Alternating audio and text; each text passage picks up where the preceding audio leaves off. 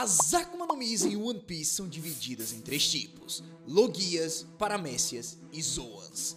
Cada uma delas tem suas características especiais e todas possuem suas frutas apelonas, como por exemplo, a Hito no Mi modelo Nika representando as Zoans, a fruta que incorpora literalmente um deus, a Gura no Mi representando as Paramécias, a fruta capaz de destruir o mundo. Contudo, nas Logias as coisas ficam sérias, porque a balança do mundo é literalmente quebrada quando falamos da Yami no Mi, a fruta capaz de anular a existência de qualquer outro tipo de poder. A escuridão proveniente dessa Akuma no Mi absorve tudo e não deixa nada escapar. Pensando nisso, eu realmente gostaria de saber como o nosso menino de borracha lidaria com esse poder. Ou seja, lá vem a perguntinha: como seria se o Luffy comesse a fruta da escuridão em One Piece? Afinal, todos nós podemos concordar que a Yami no Mi é uma das mais poderosas de todo o verso. O seu usuário ganha a habilidade de controlar a escuridão, porém, diferente das outras Logias, a pessoa não pode se transformar nesse elemento, além de receber dano dobrado sempre que é acertado.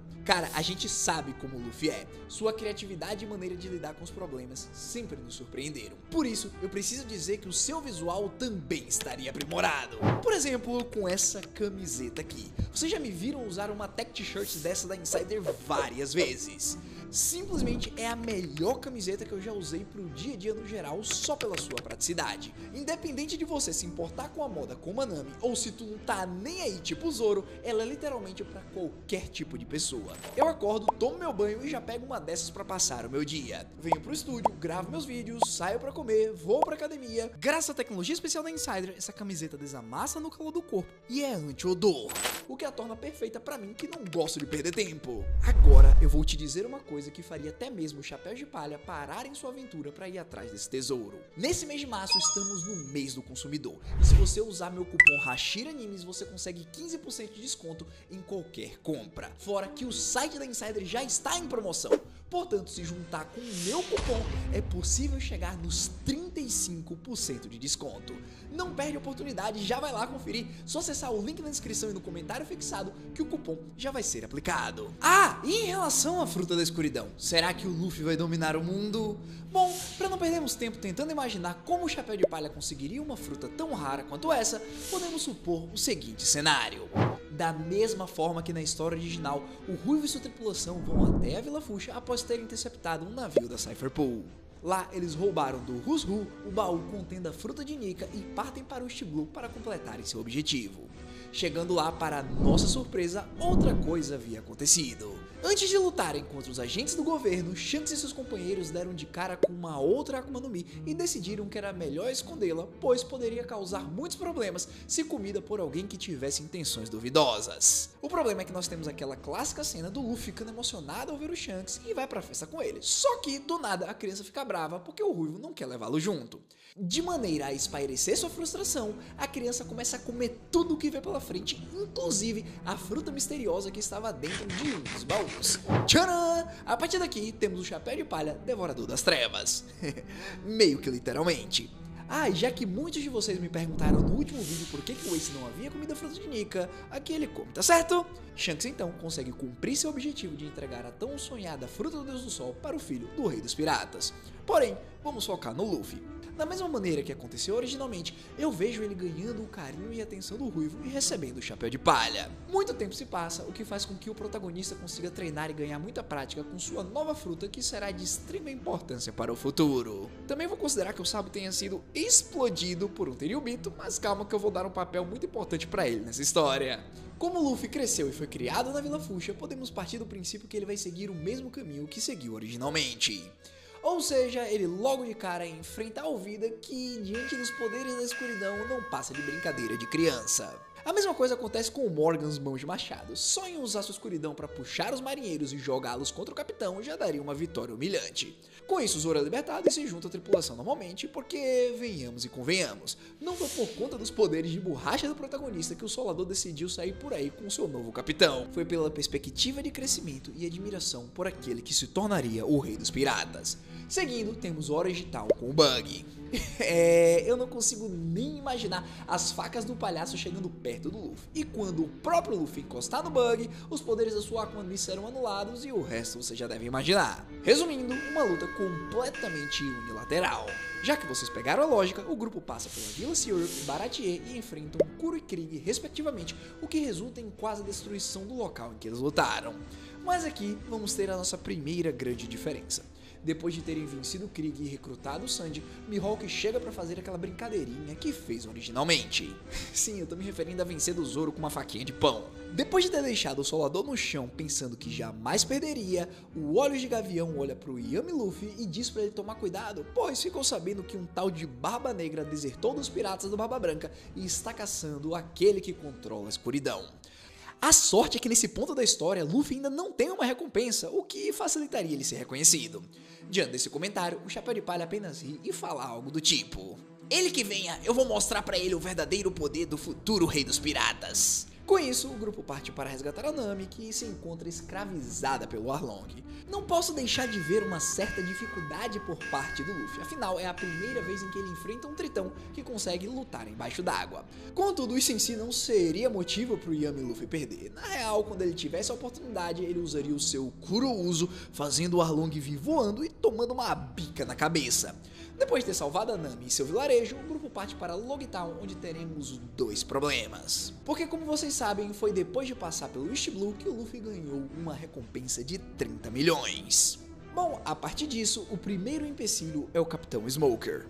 Entretanto, eu não diria que isso seria motivo de desespero, porque diferente da linha do tempo original, Luffy pode acertar um usuário de Logia sem ter haki. Por mais que o Fumacento tenha um bastão com a ponta de Kairosek, no momento em que o Yami Luffy colocasse as mãos nele, haha, já era.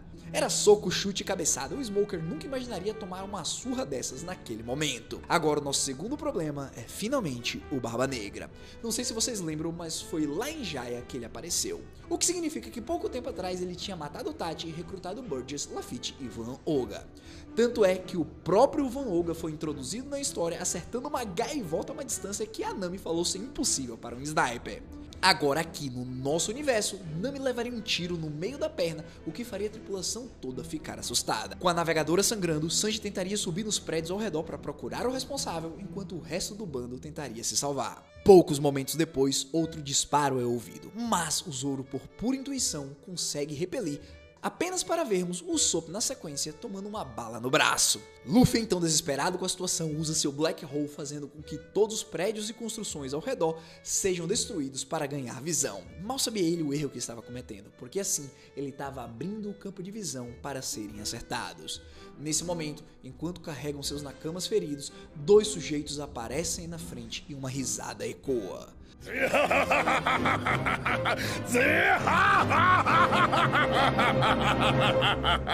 Jesus, Burgess e Teach estão se aproximando com uma expressão sombria. O Barba Negra se apresenta dizendo que é um prazer conhecê-los, mas que o Luffy possui uma coisa que é dele, a Yami Yami no Mi.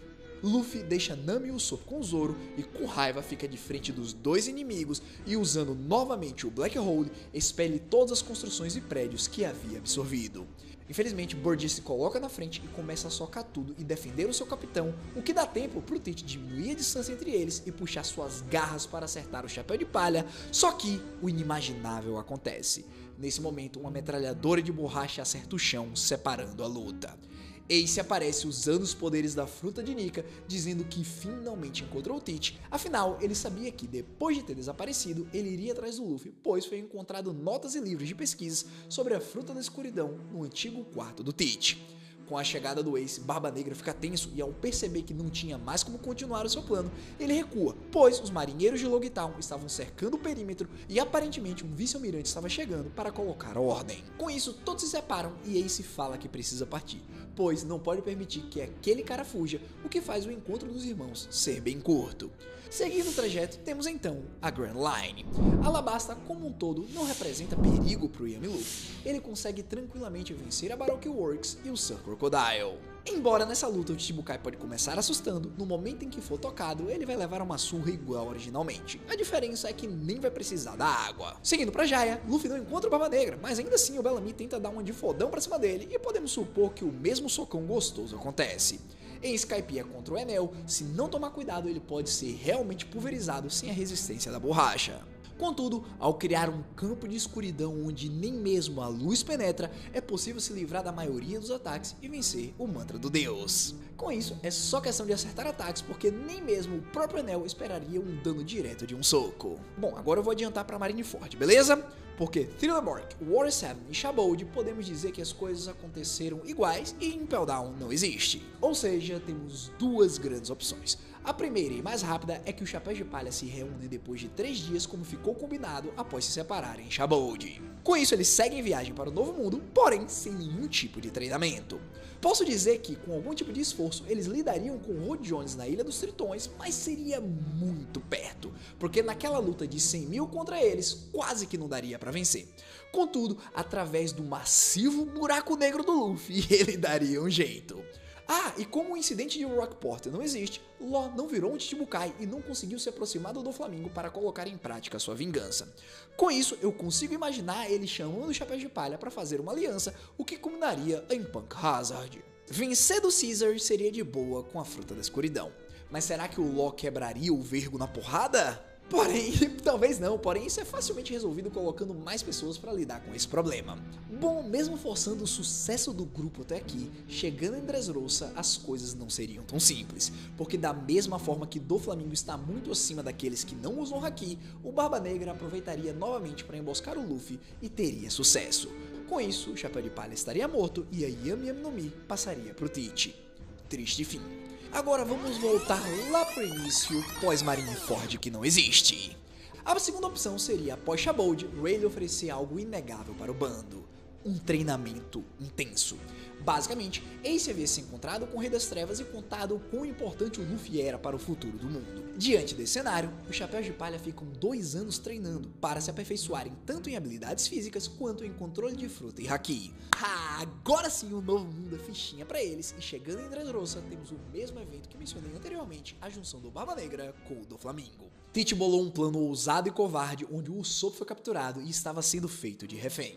Luffy, amando seus nakamas, não deixaria isso barato e seguiria exatamente as demandas do Barba Negra, inclusive entrar sozinho em um castelo onde 2 seres poderosíssimos provavelmente estariam planejando uma armadilha. Chegando lá, várias correntes de Kairosek amarram o Chapéu de Palha, que indefeso diz que está tudo bem trocar sua vida em troca do seu companheiro. Porém, Tite é maligno, ele não pretendia deixar o Usopp sair vivo mesmo depois de roubar a fruta do Luffy. Seria o fim para a jornada do nosso protagonista, até que o teto do castelo se quebra e uma figura para diante de todos. Sabo entra em ação e diz que veio até o Coliseu porque o Dragon havia dito que o Luffy estaria por lá. Como ele tinha acabado de recuperar suas memórias, ele gostaria de ver os seus irmãos, mas como ele não faz ideia de onde o Ace estaria, preferiu dar um oizinho pro mais novo. Doflamingo e Barba Negra até que tentam fazer alguma coisa, só que quando o Usopp é libertado, Luffy e Sabo se juntam, o que faz ser só questão de tempo para todos na sala serem derrotados. A escuridão que o Luffy emana é tão poderosa que o Doflamingo é obrigado a fugir e tentar fazer a sua gaiola. Porém, ela é rapidamente destruída no momento em que o Chapéu de Palha o toca e o acerta com um massivo punho revestido de trevas. Tendo libertado Dressrosa e seu povo e ter entregado o Tite para o Barba Branca para ser executado, Luffy oferece para o Sabo se juntar a ele, que no fim eles iriam encontrar o Ace durante a jornada. Bom, para deixar as coisas divertidas, aqui o Sabo aceita, dizendo que vai ser um prazer fazer parte dessa corrida pelo One Piece. Agora nós temos 2 irmãos lutando lado a lado e acabando com todos. Tanto é que os eventos de Whole Cake e Wano se repetem. Pra falar a verdade, eu tenho uma coisa interessante na luta contra o Kaido, porque é lá naquele momento que o Ace se junta ao grupo. Afinal, ele foi até o país dos samurais novamente libertar Yamato e desafiar o Yonkou como tinha feito anteriormente. Só que, nesse caso, ele quer Yamato para ser a sua companheira. A junção do Sabo, Luffy e Ace é demais pro Rei das Feras, que acaba indo tirar um cochilinho lá na lava junto da Big Mom. Com isso, Ace também decide ficar perto deles e o objetivo agora dos três é tentar se divertir ao máximo em busca da liberdade absoluta. Não é à toa que, chegando em Elbaf, os três têm a brilhante ideia de libertar o Loki, que acaba por ser um grande aliado deles durante a guerra final. Falando nesse episódio, depois de se tornar o Rei dos Piratas, Luffy, junto dos seus dois irmãos, parte para enfrentar Musamar e Ace, com a fruta de Nika despertada ao seu lado, faz um grande estrago. Luz e escuridão, agora unidos, trazem de volta o amanhecer do mundo, como se finalmente o Yin e Yang do mundo estivesse alinhado. Agora eu quero saber qual é o lado de vocês nessa tech t-shirt. Yin toda preta ou Yang, essa off-white lindíssima aqui? Independente da sua escolha, vão lá conferir essa mega promoção do mês do consumidor da Insider usando o cupom HashiraNimes, é só ir no link na descrição. De qualquer forma, muito obrigado a todos e nos vemos